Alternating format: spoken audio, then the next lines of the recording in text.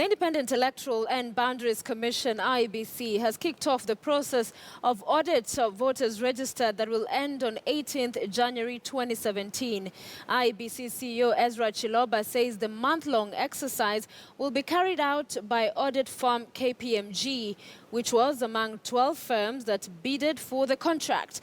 But CORD Secretariat CEO Norman Magaya says CORD will be moving to court to stop the process, saying at no point did the Technical Advisory Committee settle on KPMG to conduct the audit.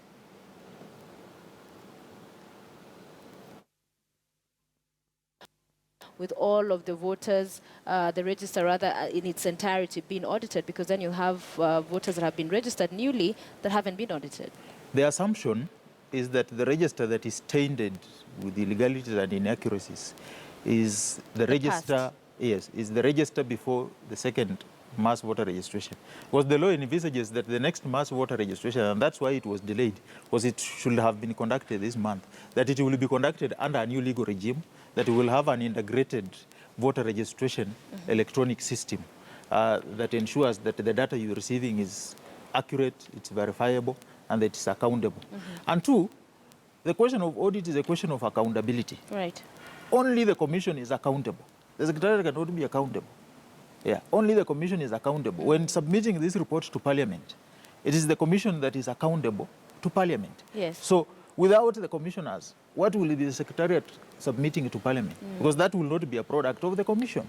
So these are the questions that must be addressed. And two, if you look at Section 6, it says the first objective of the audit is to get the accuracy of the register. Right. For you to get the accuracy of the register, it means that you must be able to go through various authentication processes to get the whether the data is accurate or not. And two, make recommendations for improving accuracy of the register. Three, update the register. To update the register, you need data. Where are they getting this data?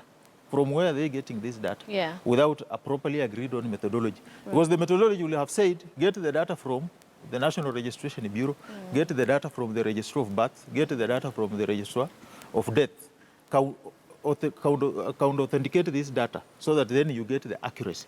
How many voters are dead? How many voters are underage on the register so that you are able to scrap it off?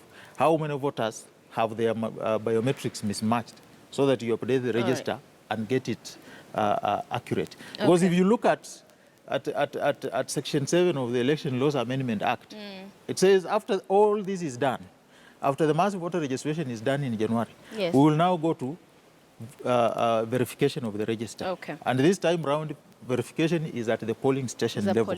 And the verification is purely by biometrics. Let everyone sit on the table and we agree that this is what we are faced with. What is the best way that we deal with this? Yeah. What are the parameters that we want to look at to ensure that within the 3rd-day period, we are able to achieve these results so that we move forward? So when do you it's not a question of handicapping IEBC.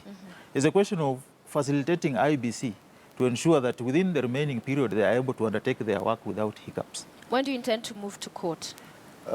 We have finalized the drafting of the paperwork today. We will be in court on Monday morning. So you're seeking to stop this process or to nullify its results? We're not seeking to nullify results. We are saying get back. We are not even challenging the award of the tender. We only want the question of methodology, parameters, benchmarks, and the end products agreed on.